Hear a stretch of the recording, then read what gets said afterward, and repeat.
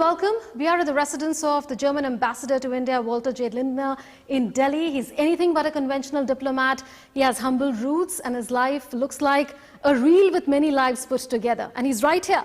Welcome, Ambassador. Namaste. आपसे मिलकर खुशी हुई. मुझे भी बहुत खुशी हुई. Ambassador, your red ambassador is taking the internet by storm, I can see. So what's the secret behind it? Because they're brilliant cars, but I thought, no, I use this car because it's the first car which we had, which was built in India, and it's a wonderful car. We painted red, funky red. And why red? Because red is, you know, this is like India is, an explosion of colors, buff. If it would be in Europe with rain, it would be a bit more grayish. Here it's red. It's not your personal favorite, the color? It is. And the car? And the car too. Oh, great. That's great news. I was wondering if you get calls from German car manufacturers asking you to use one of your products. You know, they might, but you know, I have to use it when I go on longer distances or whatever. And they are great cars, you know, of course, but you know, I can love this one, the red Ambi, and I can use also the BMW. But you know, my heart is where the red Ambi is. Mm. And I think many Delhiwalas, they say now, you know, don't give away this car. Use the car because they're waving at us in the streets and they say, okay, you see, this is our history and how beautiful, how nice. And they're proud of their anti-Ambi. Mm-hmm. And you are a cynosure of attraction very much on the Delhi streets, besides, of course, the Twitterati that's going crazy over your car. You know, you are a musician as well. So tell us about that journey. How did music enter your life? Well, I started music, you know, in the young age. You know, I belonged to this hippie generation where everyone played guitar and bass, and you know, everyone was sitting in a park and playing guitar, and so was I. And then later on, I started to study music, and different instruments, and then it became my, you know, my passion and my vocation. But I said, living from music, selling CDs, giving concerts, it's not you know, giving enough money for sustaining your family and whatever. So I decided, you know, after long travels, I decided to study law, and then I became a diplomat. But, you know, if you ask me, that's my profession. But, you know, my heart is still the music. Oh, your heart is in the music. And I was reading that when you were taking your music lessons, you used to practice the piano, which is right here, for 8 hours daily. That's quite a lot of practice, one must say. So would you like to play something for us? If you insist, I could do so. Yes. It's an old piano, it's an old German piano, like 80 years old, and I found it here. I have one at home, but this is also, the sound is pretty much okay.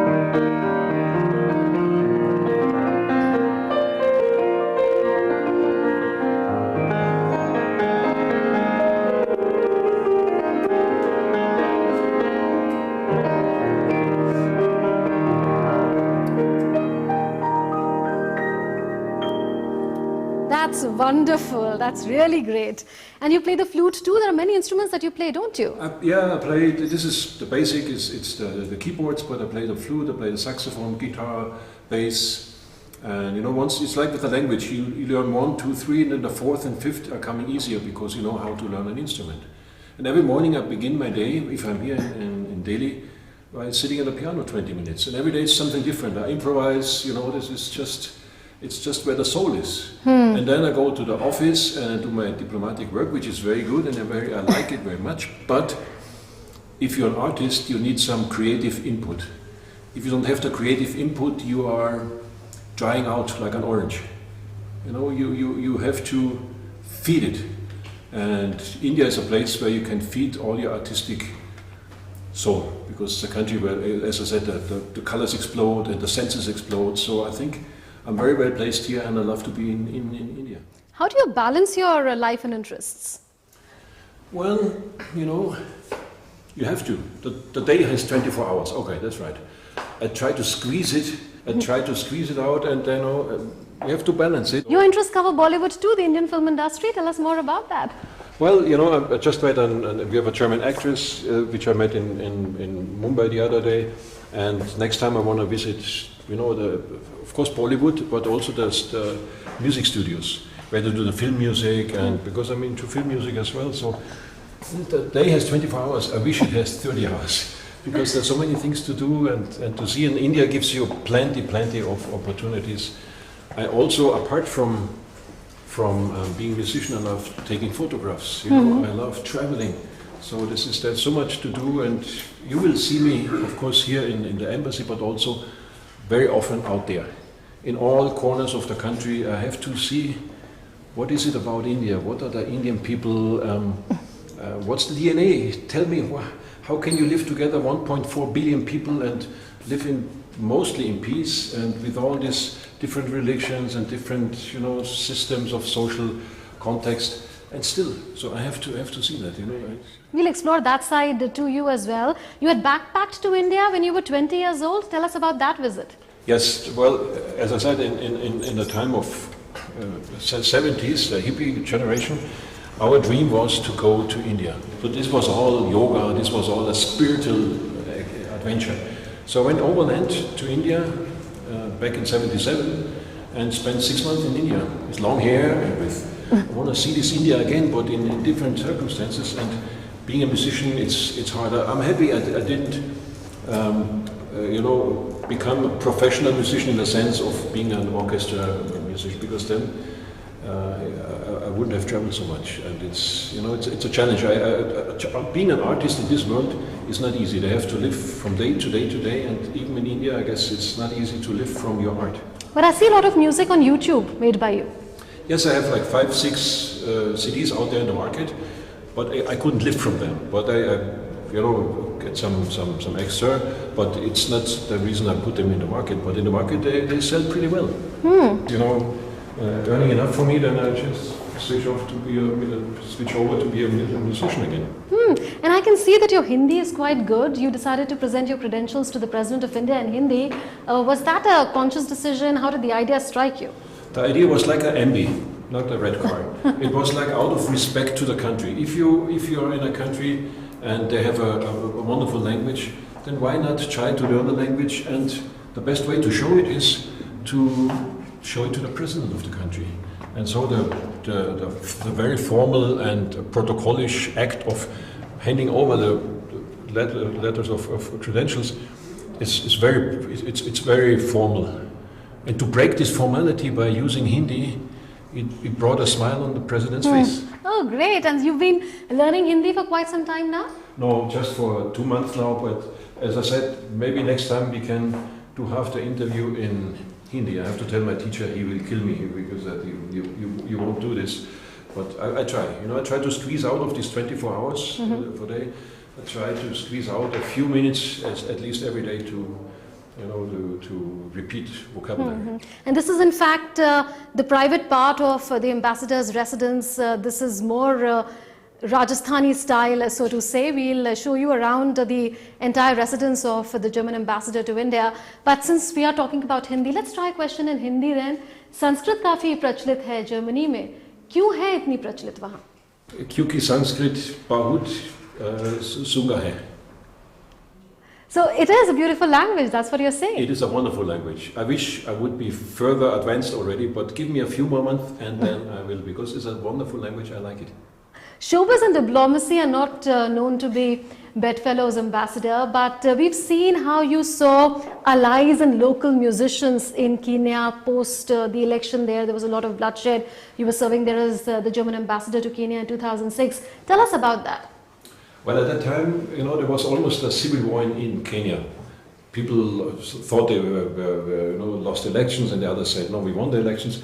And we won the hearts of the people by playing music. I teamed up with the most famous Kenyan musicians, and we formed a band, and we formed a song, and we recorded a song. We played this song everywhere in Kenya. And this brought tensions down. It was Kofi Annan coming. Of course, there was political influence, many things which helped do that, but also music, because music and football and cricket talks direct to the heart. And this is how you reach the people, not with long sermons, with long talks, whatever, analysis. Show them a cricket match, show them a football match, or even better, play music. And then you touch the soul of the people. It's a very different take that you have on diplomacy. Some people would find you a disruptionist, but you think that this is how it should be? Well, I don't know whether it's a disruption. It's a discontinuity of old-fashioned, just I would say boring diplomacy. When you sit in a room and then you do secret diplomacy behind the closed doors, you do this still. That's fine. But the public diplomacy nowadays is so important, because this is how you reach the younger generation. The new technique, what is it good if you make very artificial statements and boring statements? Nobody reads it, or the diplomatic community reads it. You have to reach the people out there. That's why you have to use different tools, and you have to be more modern, outgoing, talk to the people, and show them your private homes, and having questions like you put, which are personal and professional, and both. We are not, just because we have a title of excellency, we are not supernatural human beings. We are not. We're people like everyone. So that's why we have our private life, and we want to share it. And I think that creates sympathy for the people. And I think the new style of politician, at least in our country and our Europe, is more like that. And I'm happy that it's that way, because if I talk to my daughter, she would say, "Come on, this old-fashioned thing." She's more in tune with what you do. Exactly. What you would still say, this is behave like ambassador. This is, embarrassing. But that's how daughters are.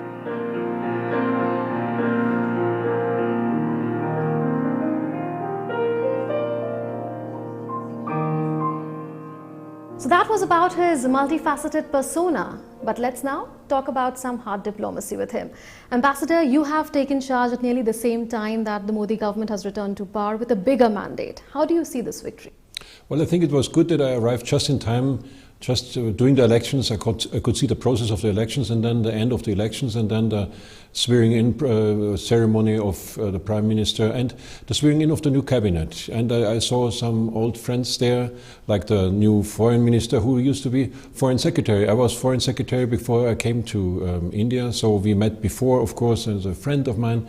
So I'm looking forward to a new cabinet, which will be interesting for me, and to see and to meet as many ministers as possible, as soon as possible. German Chancellor Angela Merkel is likely to visit India later this year. Any priority areas that Germany would like to work with India? Well, it's a strategic partnership which we have with very few countries, and India the same, with very few countries. So there's an opportunity every 2 years to see what's the lay of the land. Where do we stand? And we have a lot of topics which we have already dealt with 2 years ago in Berlin. Now we will continue that, and there will be a lot of interesting issues like the future of work, digitalization, robots, artificial intelligence, apart from many other defense, foreign policy issues. There are so many, between two big nations like this, there are so many topics which we will discuss, so I don't even know where to start. Can we expect closer cooperation between India and Germany on global issues? For instance, the bid for a permanent membership of the Unsc. India and Germany are both aspirants. Yes. That's all that you want to say? No, but of course you can expect a closer cooperation. There are so many, as I said, there are so many topics, but of course international-wise we have Afghanistan, there is the fight against terrorism, there's the Security Council reform, there's the, there's so many issues where we have to work together even more closely. And the good thing is Prime Minister Modi and Angela Merkel, they get along very well, the chemistry is good. I've been present 2 years ago when they had this meeting in Berlin, and also last December when he was, Prime Minister was last time in Berlin, had a nice dinner, and they had like a 25 minutes of four eyes conversation while we were waiting on the dinner table, and they were talking easily on the balcony, and they get along very well, as Chancellor told me afterwards. So I think we can look forward to even closer cooperation.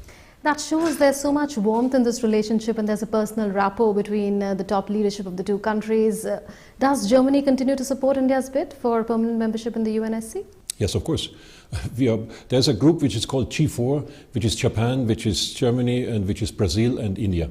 And we four, among 100 others, I guess, are of the opinion that the Security Council, as it stands now, which reflects the reality of 1948, just right after the Second World War, is not at all representing the reality of today. There is no African country there. There is no India, which is almost the biggest country in the world there, and there is no Latin American country. So this is just not possible. It's harmful for the reputation and credibility of the United Nations system as a whole. So to reform the Security Council, the memberships in the Security Council should be in the interest of everyone who is fighting for a more globalized world and a more just representation in this world. On counterterrorism, Prime Minister Narendra Modi has recently proposed a result-oriented global conference. At the Unsc, we saw how Germany supported the resolution to list Masood Azhar as a global terrorist. Germany, in fact, also initiated a similar proposal at the EU as well. Do you expect more concrete outcomes going forward? What more is it that these countries or the entire international community can do to fight this menace? Because the magnitude of the problem is huge. It's growing by the day. It's huge, and it's something which affects us all. There's no country in the world which couldn't be affected by terrorism. There are fanatics everywhere, and we have to do something more decisively. When the listing of this terrorist was at the table, Germany had the presidency of the Security Council, and we were actively doing our part to make this possible. So I think this is a good step. Then we might have another international conference coming up. It's what President Macron has announced and talked to Prime Minister Modi. And so there are many opportunities in the UN where we have to work together. We share the opinion that we all can be, and we have been, victims of terrorists. We in Germany, we have had quite a lot of terrorist acts. We had our embassy in Kabul bombed by terrorists in Afghanistan, and we are still looking for those people who have done it. So worldwide, this is something which is it has to be eradicated from this world. It might not happen, because there are good people and there are bad people, but we have to do everything we can, which is in our might, to minimize the risk for all of us and to isolate those people who do these acts. For India and for most part of the world, the epicenter of terrorism is very much in India's immediate neighborhood. Is Germany, in fact, on the same page insofar as that is concerned? We are on the same page, of course, that terrorism, wherever it comes from, has to be eradicated. Wherever it comes from, and whoever is fueling terrorists should be, put on the spot, because this is not possible. Now, I'm new in the country insofar as I just arrived 2 months ago. I don't want to come with ready and hasty judgments, but I see if there's anyone who is supporting terrorism, we should call a spade a spade. Okay, you should call a spade is what you are saying. Besides that, there are other global issues as well, free trade and multilateralism being some of them. Do we share similar views, India and Germany, on both these issues? Definitely we do. Germany used to be the world champion on trade. Now we are number 2, I guess, but we are striving for being number 1 again. So our imports and exports are pretty considerable. Like in India, we are the number 8 or number 7 of trading partner. So it is a huge potential. We, as a free trade country, we live from international cooperation in trade and in economy. So does India. So that's why we can work together very well. We have to find ways how to minimize globalization repercussions, because you produce in a country where the wages are not so high, but you have to see that the situation in those countries are, respect of human rights and respect of minimum wages are there. I think we strive a good balance, and we were talking already since long time with Indian governments to see what we can do to make this even better. So that was about hard diplomacy, but there's much more to Walter J. Lindner than that. We'll tell you more about it.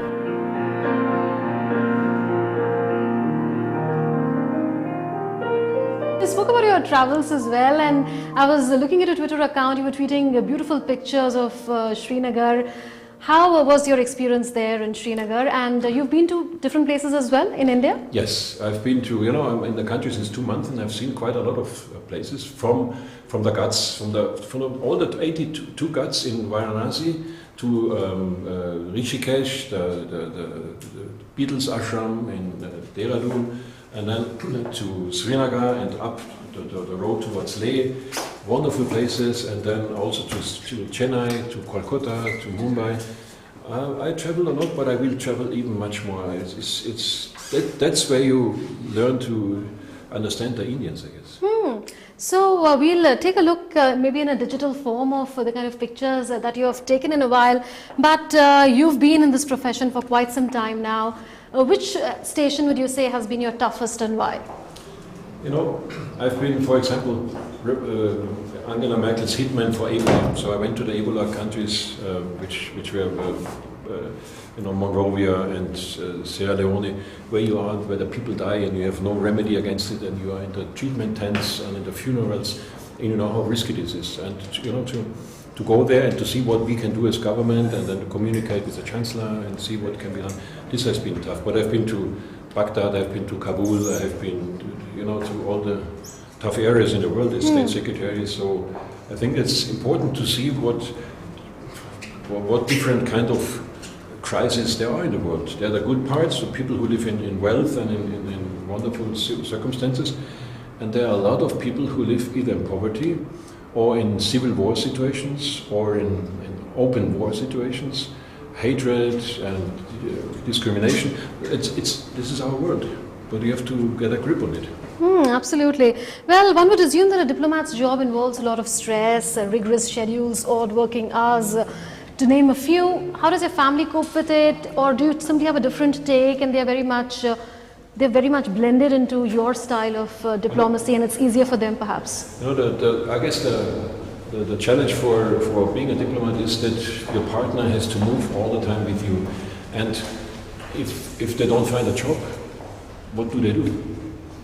Sitting in a residence and taking care of the furniture or something, or doing charity work or whatever. So if you have an independent partner, they want to work, and I think that's totally right. So that's why the rate of divorce is very high in the diplomatic service. I don't know how it's in India. In Germany it is, because of this difficult situation that one has to move and the other one has to give up the job. Now the younger generation, that we don't do that anymore. We try to provide jobs everywhere. So if they can't have a job in a place, then they maybe stay behind in the capital. And we have a kind of a back and forth movement. Like my wife also, she's working, but she's sometimes coming here, but she's working in South Africa, also in India and also in other places, traveling back and forth. But she wanted to have an own profession, which is totally understandable. And what's the secret behind this ponytail? The secret is I'm an artist. And I have this ponytail and long hair since I was 20. So this is now everyone in Germany, everyone knows it. I've been the first spokesman of the government with a ponytail, the first state secretary with ponytail, and this is something from outside, but it's just me, because I'm an artist. And musicians, rock musicians, we all have long hair. So I wouldn't cut it. Ambassador, 21st of June is International Yoga Day. How is yoga received in Germany? I tell you, people are crazy about yoga. It's yoga, it's Ayurveda, and it's meditation. People are crazy about it, and I'm sure this will be celebrated in Germany and many, many, many places. Not only in India, where it comes from, but people think yoga is from India, which is true, and they will celebrate it on that day massively. You will see. Will we see you practice yoga on that day? I don't know. People ask me in the embassy whether I should do it. And I'm 63, but I hear people can do this with 90. So it's not a question of age. So I might do it. But I have to freshen up my yoga movements. Absolutely, and I'm waiting to see the pictures that you've taken through your journey across India. Please come. You wouldn't believe if you see an excellency, a so-called protocolish excellency, if you would see how he started off in the last time he was in India. So you see this. This is like you were not born then. It was like 43 years ago, and this is when I first started off in India. So the hair length is still the same. I can see Color is that. a bit different, but this is how generations of Europeans came to India first. Of course, with a sort of idealistic idea of, as you said, yoga and meditation. But at least it opened the door for us to come here. Wonderful pictures. You're a great camera person, also into still photography at least. I can see that you have so many talents, multifaceted to say the least. Well, that's it then in this conversation that we had with the German ambassador. It was lovely talking to you. Nice meeting you, and für Melenge. Fir milenge, absolutely fir milenge. What a refreshing perspective on diplomacy. Thanks for watching.